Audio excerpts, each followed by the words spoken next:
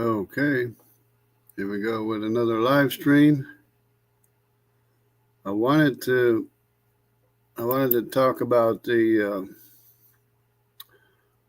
problems with evolution, how nonsensical it is. You get, it depends entirely on mistakes that have to be selected.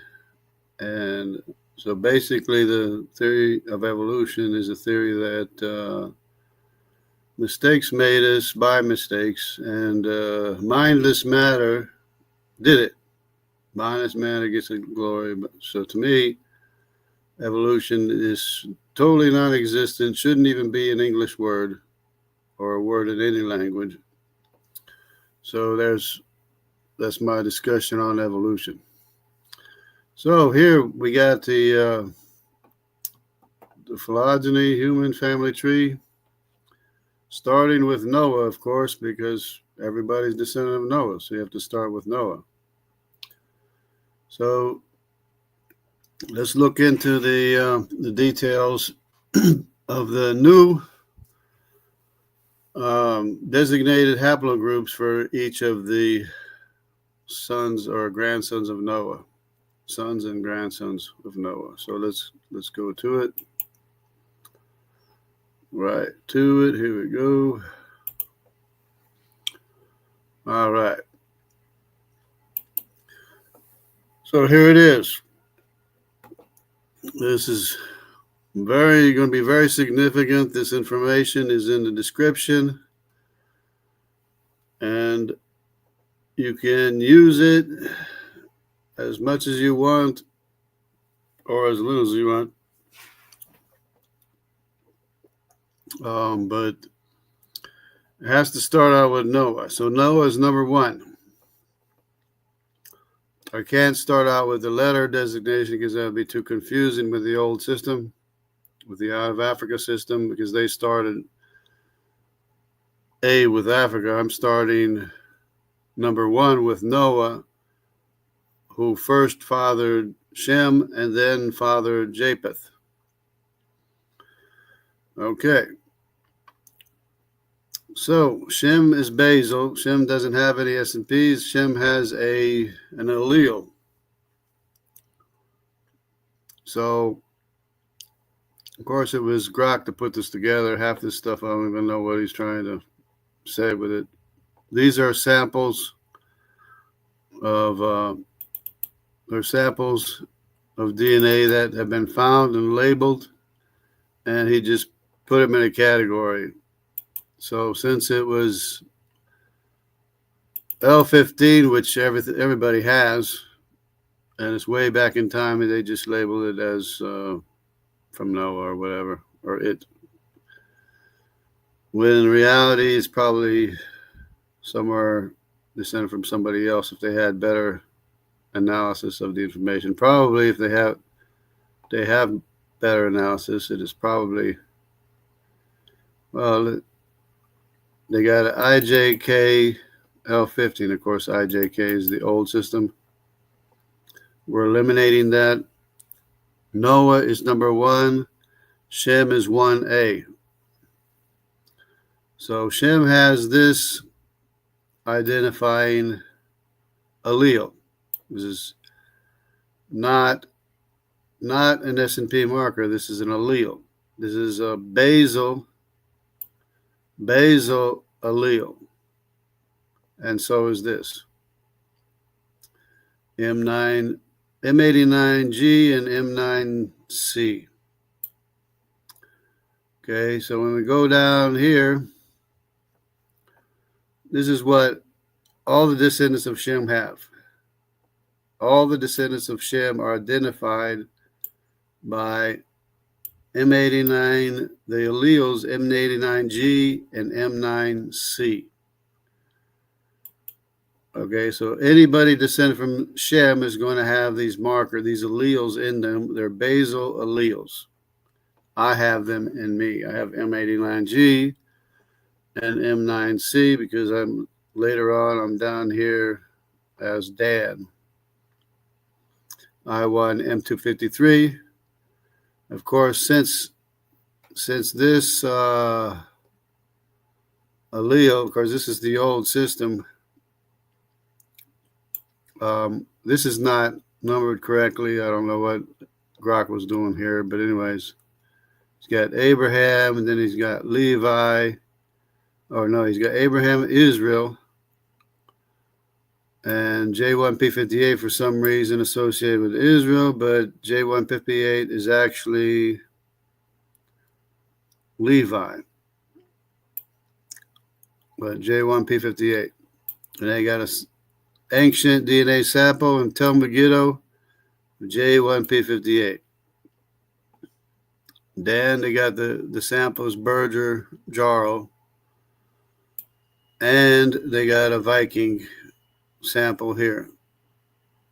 And this I1M253, that's me, because I'm descended from a Viking lineage, one of the Viking lineages. Then you have Asher. You have the Cheddar man, if you've heard of the Cheddar man. He's I2. That's another lineage close to them, but it's Asher. And of course, Jude is J2, M172. Then you have others here. You got other tribes of Israel, J1, J2. And plus you got Hagar, son Ishmael. It's J1, but it's non-P58. This is Jordan. Then you got KETURAH, her 6 sons, which are J1, non-P58, because of course they're not from the tribe of Levi.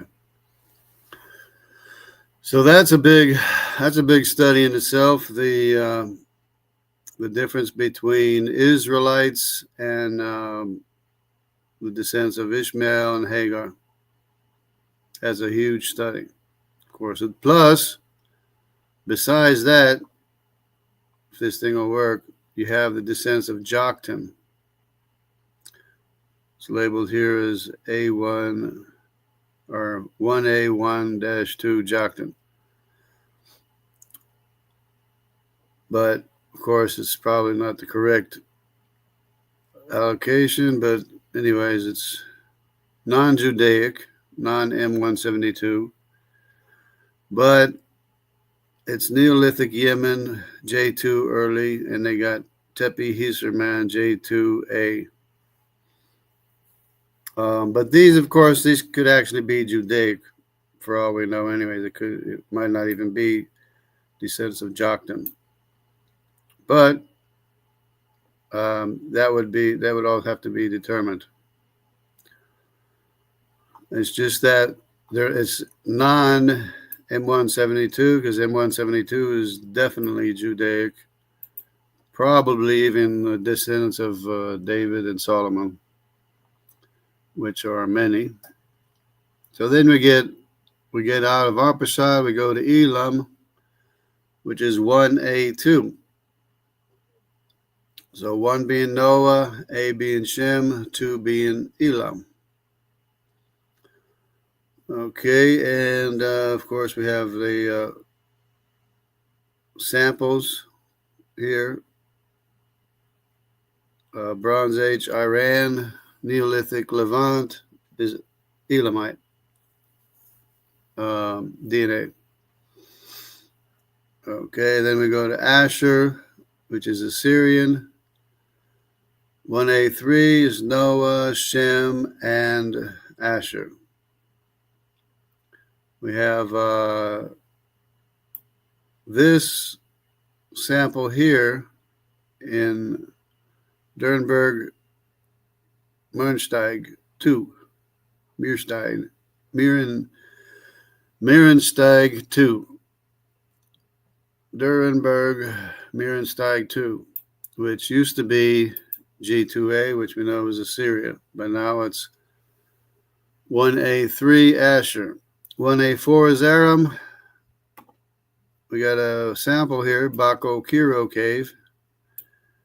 And ignore this. This is a mistake by Grok. But the K Bakokiro cave is FM89, where it used to be FM89. Now it's 1A4.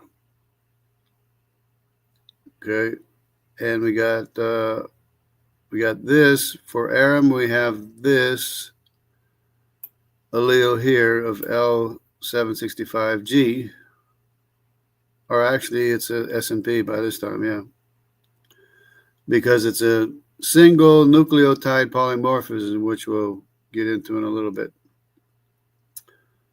So we have that, and Lud, Mesolithic Europe, we have P14G, which is an S&P, single nucleotide polymorphism, and that's the allele G.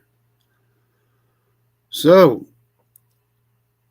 now we're finished with the Semitic lineage, and we go to the Eurasian lineage, which are descended from Japheth, is 1B. So instead of 1A, now we're into 1B, and it's going to be 1B, if I can get this thing to work. It's 1B1 is tubal, and I don't know what this thing goes everywhere. Oh, but I guess it's where it belonged because it's a K. It's a KM 2308. But since it's a K, it belongs to tubal. Either tubal or another descendant of Japheth, but as far as I can tell right now, it's just K. So it's a Ustishim. Now, I tried to eliminate some of this information because it was getting too complicated and too cluttered. So I'm missing some of the information where this Ustishim came from or where it was found and stuff like that. But we also have this other Neolithic Iran, this other sample here, KM231. So all these K are tubal. Of course, besides K, there's M and S too, which are descended from tubal, which are, yeah, descendants of tubal, but they're all the way over in Papua New Guinea, and they have such a long lineage of genetic distance that they have their own, and they're so far removed, even from each other. In Papua New Guinea are right next to each other. Even so, they're far removed. The M and the S are very, very far removed from each other, and they're far removed from the original tubal or lineage or the other tubal lineages. So then we have T-Raz, which is of the Thracians. That's 1B2, is a new haplogroup designation. And this is the identifying SNP, which includes the allele T. What is thymine or something, whatever. In this valley, LM20 is a sample, DNA sample from the Indus Valley, LM20. So this L is from when Alexander the Great took his Thracian warriors into the Indus Valley. And even today, there's a large number of L in the area, in this area. So Javan, of course, is in the Mediterranean. Elisha, Dodanim, Kittim, and Tarshish are his sons spread out through the Mediterranean. They used to be the T haplogroup, and now it's a 1B3. 1 stands for Noah, B stands for Japheth, and 3 stands for Javan. And on we go. if the computer will cooperate. Got Magog. Apparently, one of the Vikings had this haplogroup here, which is N, which is Magog, which is NO. Magog used to be NO, but now it's 1B4, which is the largest population in the world by far. God said that he would enlarge Japheth, and here's Magog, the descendants of Magog, N and O together make the largest population. Even O by itself is the largest population in the world. But when you include O, it's by far the largest population in the world. Then you have Meshech, not so populous.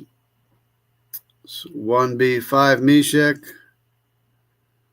M45G is its S&P marker and allele. So once you go past these initial haplogroup designations, you're going to go by these S&P markers anyways. Like mine's is the M253 of Dan. Was my M253 Dan. Then after this, there's a whole bunch of S&Ps after this one here till it gets to me. So then I have a whole bunch of S&P markers between I1 M253 and me. Well, which is no longer I1. It's well, I didn't figure it out, but it's A or 1A1 of Abraham, or actually ARPHAXAD. 1A1 from ARPHAXAD. So if the computer will cooperate, we'll get back to where we were.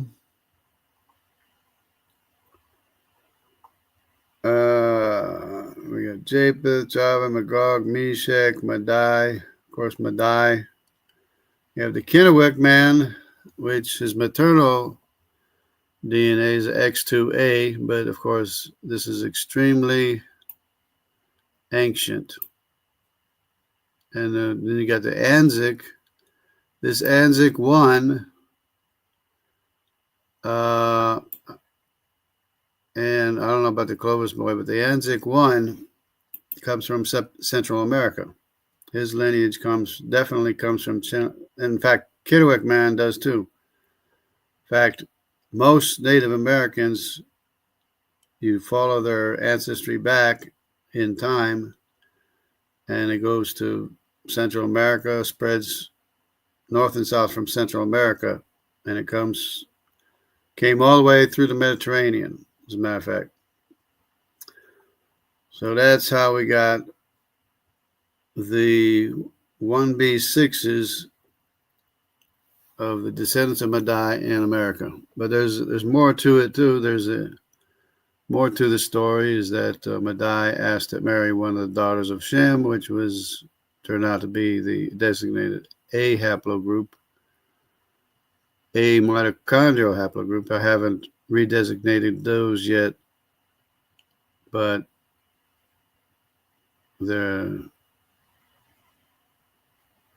he has to marry one of the daughters of Shem, and that's what the mitochondrial DNA is of a lot of Native Americans today, because he has to marry one of the daughters of Shem, which has a Semitic A mitochondrial lineage.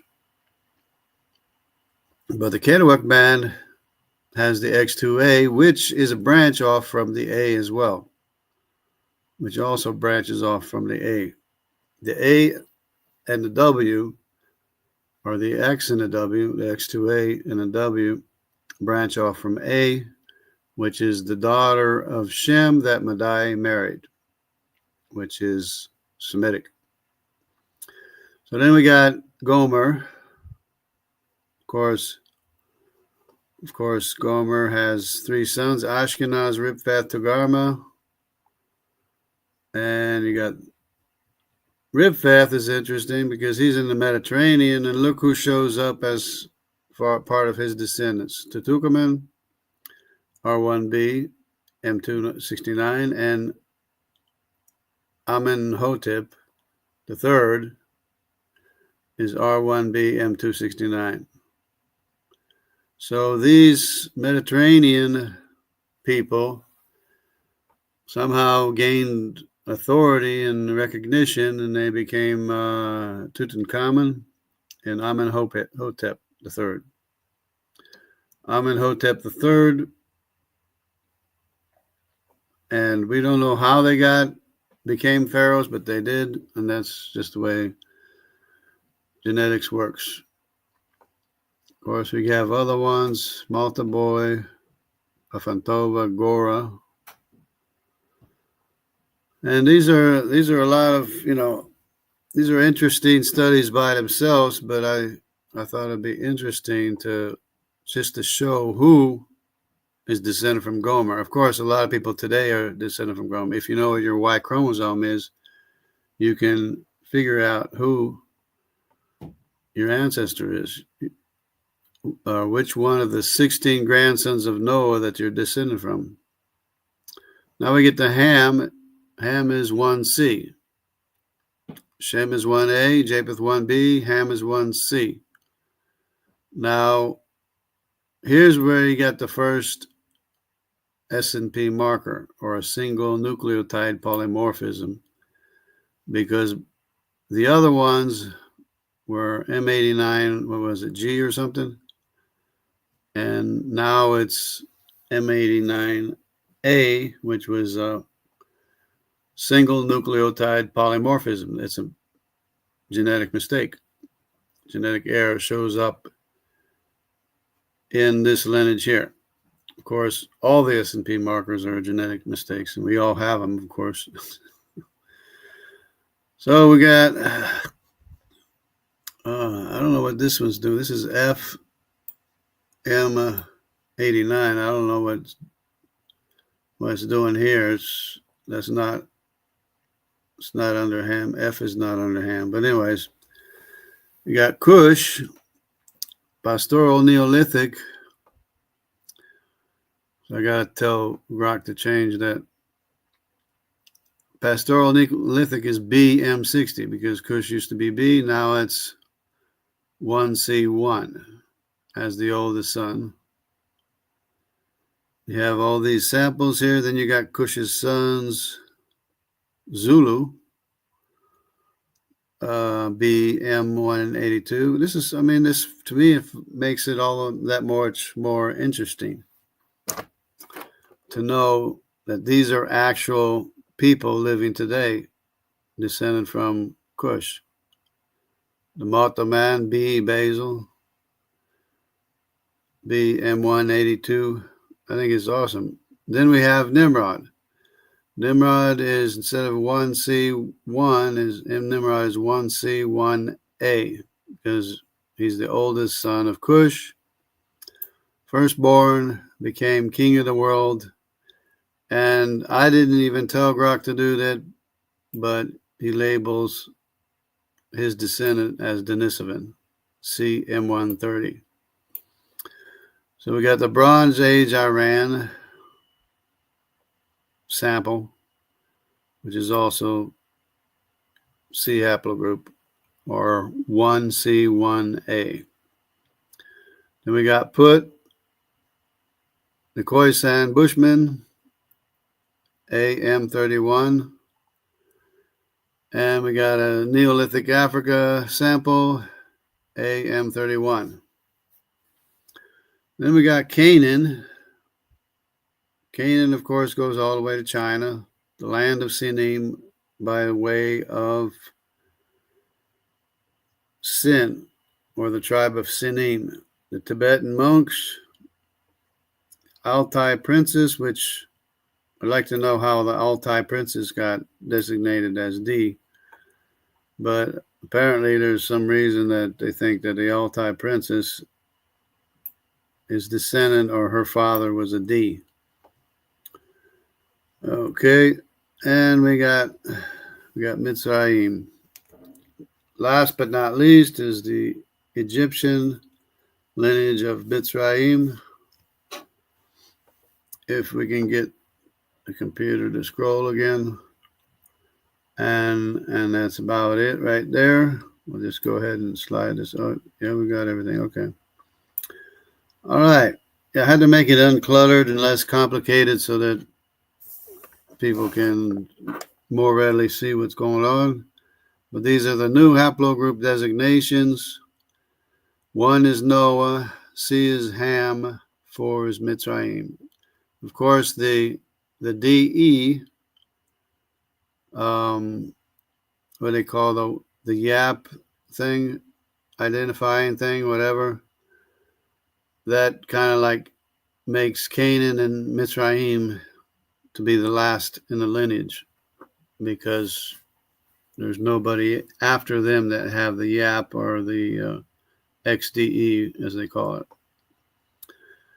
So that's why Canaan and Mitzrayim are last. So it's D and E. So there we have it. If I can continue, get this thing going here. Get it scrolling. All right. And here's a little bit more an explanation here. If I can get this going right.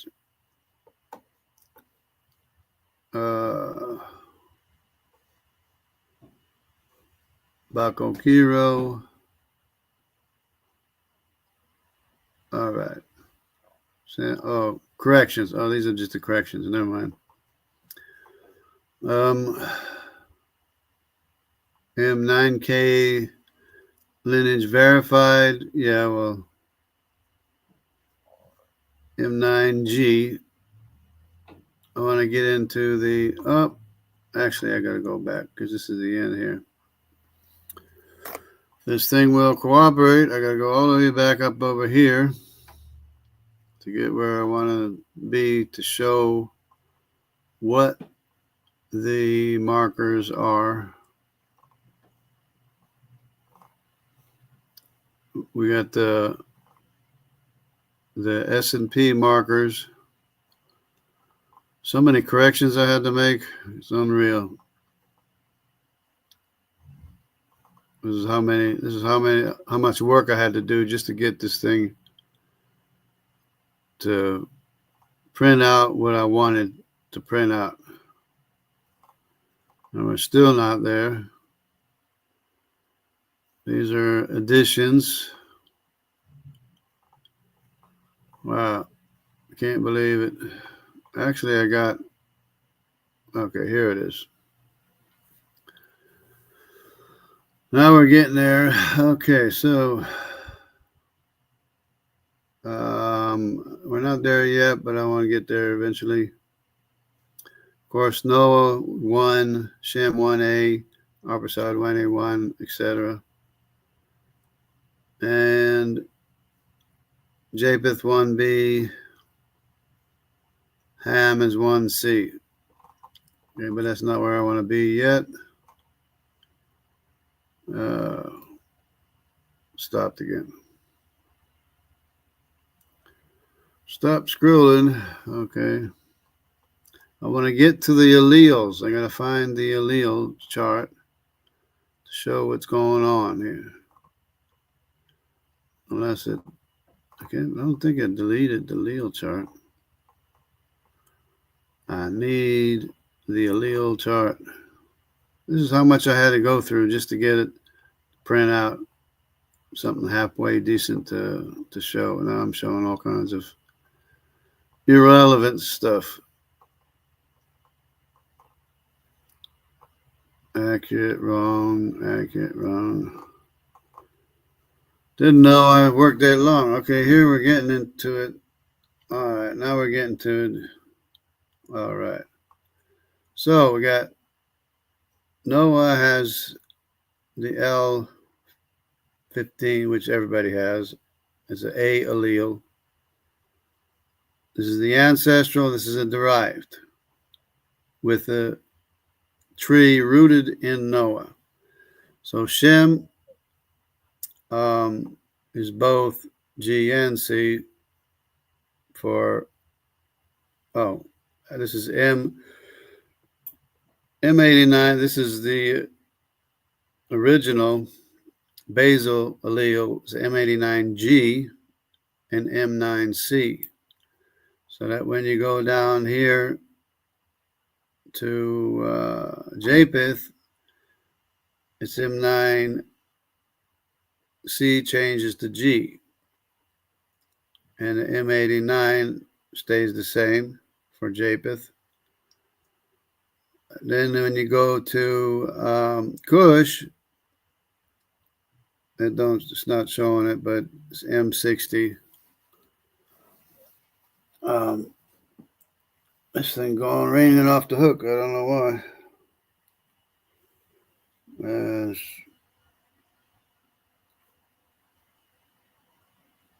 see if I can get the list. Oh, it's Scotty. Here we go. Well, I gotta go. Anyway.